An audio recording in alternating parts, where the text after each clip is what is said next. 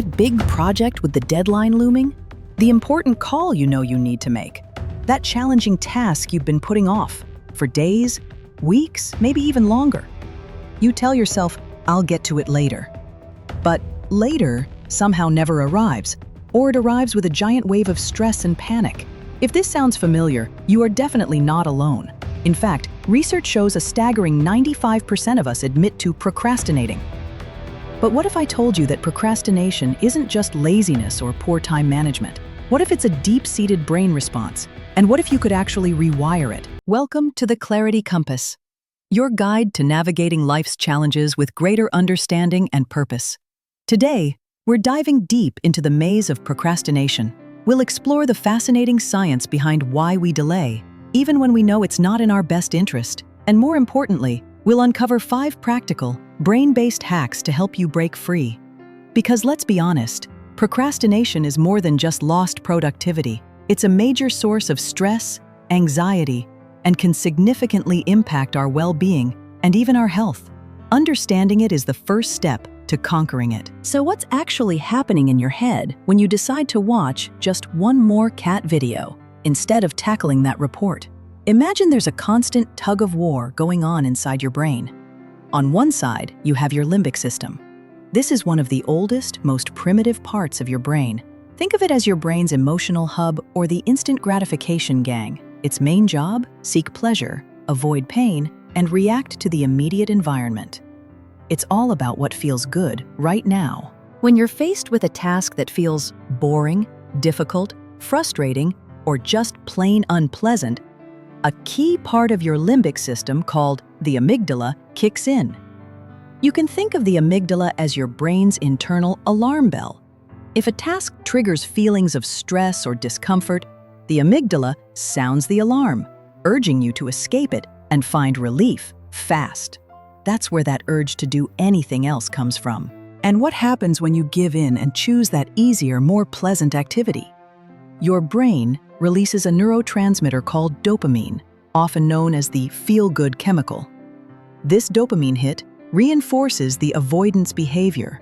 Your brain essentially learns, hey, avoiding that tough task made me feel better instantly. Let's do that again next time. Now, on the other side of this mental tug-of-war is your prefrontal cortex. This is the more evolved, rational part of your brain, located right behind your forehead.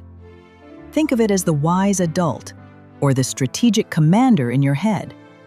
The prefrontal cortex is responsible for planning, decision-making, impulse control, and thinking about long-term goals. It's the part of you that knows you should get the task done. Procrastination, at its core, is often this battle. Your impulsive, emotion-driven limbic system screaming for immediate comfort, overpowering your rational prefrontal cortex that's trying to focus on future benefits. The limbic system is fast and automatic, while engaging the prefrontal cortex takes conscious effort. And often, especially when we're tired or stressed, the instant gratification gang wins, at least temporarily. So, our emotional brain often hijacks our rational one. But there's another fascinating psychological principle at play called temporal discounting. Sounds complex, but the idea is simple. We humans have a tendency to devalue rewards or consequences that are far off in the future. Think about it. Would you prefer $100 today or $110 in 3 months?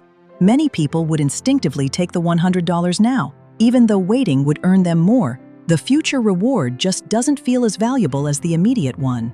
This was famously demonstrated in the Stanford marshmallow test, where children were offered 1 marshmallow immediately, or 2 if they could wait a short while.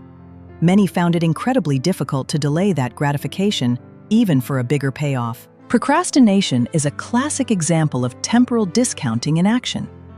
The relief or pleasure you get from putting off a task right now feels very real and immediate.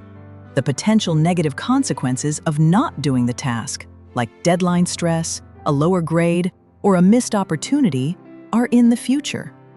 So your brain discounts their importance. Future me will deal with it, right? The problem is, future me eventually becomes present me, and then you're left with the fallout. Brain scan research even shows that when we consider immediate rewards, our emotional limbic system lights up. But when we think about delayed rewards, our rational prefrontal cortex is more engaged. So, the further away the deadline or the benefit of a task, the harder it is for our prefrontal cortex to convince the limbic system that it's worth the effort now. For decades, the common advice for procrastinators was, just be more disciplined or manage your time better. But leading researchers like Dr. Fuchsia Sirois and Dr. Timothy Pickle have revealed something profound. Procrastination often isn't about laziness or poor time management skills at all. Instead, it's largely an emotion regulation problem. Think about the tasks you typically put off. Are they fun and exciting? Probably not. More likely, they make you feel some kind of negative emotion. Maybe boredom, frustration, anxiety, self-doubt, resentment, or just a general sense of being overwhelmed. When a task triggers these unpleasant emotions, procrastination becomes a way to cope. Specifically, it's an attempt to avoid or escape those negative feelings in the short term. As Dr. Sirois puts it, we're not necessarily avoiding the task itself, but rather the bad mood or negative emotions we associate with the task. So you delay writing that report, not because you can't manage your schedule, but because the thought of it makes you feel stressed or inadequate. You put off cleaning the garage because it feels overwhelming and tedious. By giving in to procrastination, you get a temporary mood boost. Ah, that feels better. For now. Dr. Timothy Pickle, another key researcher in this field, emphasizes that all procrastination is delay, but not all delay is procrastination. Strategically postponing something can be useful, but procrastination is that irrational delay, where we voluntarily put something off, despite knowing we'll likely be worse off for it. It's that gap between intention and action, fueled by our desire to manage our immediate mood. So, the cycle looks like this. Task triggers negative feelings. You procrastinate to avoid those feelings and get a temporary mood lift.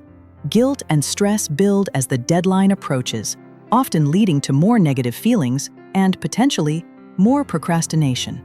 It's a self-sabotaging pattern. But the good news is, understanding this emotional underpinning is the key to unlocking effective strategies to overcome it. Now that we understand the why behind procrastination, let's get to the how to actually stop it. Here are 5 science-backed brain hacks you can start using today. Hack number 1 is the 2-minute rule, popularized by productivity expert James Clear. It's beautifully simple. If a task takes less than 2 minutes to complete, do it immediately. No debate, just do it. For larger, more daunting tasks, the rule is to commit to working on it for just 2 minutes, or maybe 5 if that feels better. Why does this work? Because starting is often the hardest part. That initial resistance comes from your limbic system screaming, "This is too big, too hard." A tiny 2-minute commitment is usually too small for your brain to put up a big fight. It lowers the activation energy, bypasses that amygdala threat response, and here's the magic. Once you start, you often build momentum and find it easier to keep going. Hack number 2, break it down. When a task feels huge and overwhelming, it's a prime trigger for procrastination because it sends your amygdala into overdrive. The antidote? Shrink the perceived size of the task. Instead of write the entire 20-page report, break it down into the smallest possible steps. For example, 1. Open the document. 2. Write a title. 3. Draft the first heading. 4. Write 1 paragraph under that heading. Focus only on the very next tiny step. Each small completion gives you a little hit of dopamine, reducing the task's aversive feel and making it easier for your prefrontal cortex to stay engaged and build momentum. Hack number 3 is to use time blocking and the Pomodoro technique. Instead of vaguely thinking, "I'll work on this later," schedule specific non-negotiable blocks of time in your calendar for focused work. This is time blocking. A fantastic way to structure these blocks is the Pomodoro technique. You work with intense focus for a set period, traditionally 25 minutes, and then take a short 5-minute break. After about 4 Pomodoros, you take a longer break. This method is brilliant because it trains your prefrontal cortex to maintain focus, while the planned short breaks satisfy your limbic system's need for reward and rest, preventing burnout and keeping the task from feeling like an endless slog. Hack number 4. Reframe your task and connect to your why. If a task feels utterly meaningless, boring, or unpleasant, your brain will naturally resist it. This is where cognitive reframing comes in. Try to find some personal value or connect the task to a larger goal that does matter to you. Instead of thinking, "Ugh, I have to do this tedious data entry," you might reframe it as, "Completing this data accurately will help my team make better decisions," or "Getting this done is a small step towards proving I'm ready for more responsibility." This shift in perspective can reduce the negative emotional charge associated with the task, making it less aversive and more aligned with your prefrontal cortex's goal-oriented nature. And finally, our 5th and perhaps most surprisingly powerful brain hack: practice self-compassion. When you procrastinate, what's your typical internal monologue?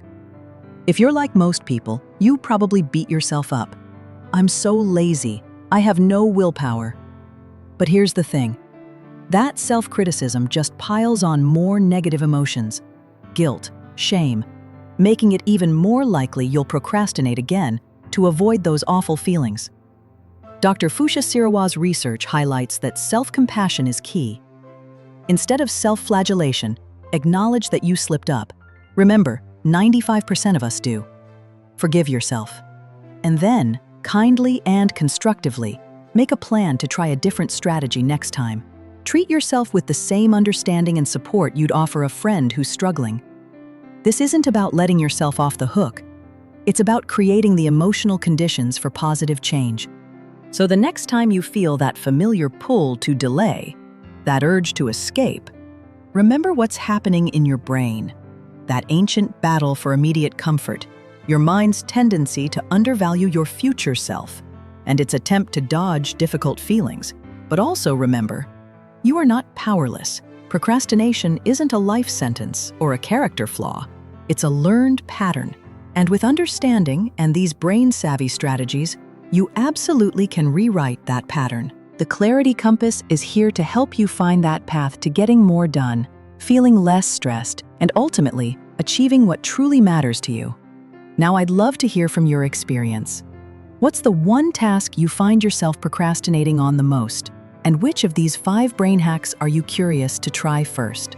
Share your thoughts and insights in the comments below. Let's learn and grow together as a community. If this journey into the science of procrastination has brought you some clarity, please give this video a thumbs up. Subscribe to the Clarity Compass for more deep dives into life's challenges. And don't forget to hit that notification bell so you won't miss our next insight. Just a quick reminder, this video provides informational and educational content and is not a substitute for professional psychological or medical advice. If you're struggling significantly, please do consider reaching out to a qualified professional. Thank you for joining us on the Clarity Compass. Keep seeking clarity, and I'll see you in the next video.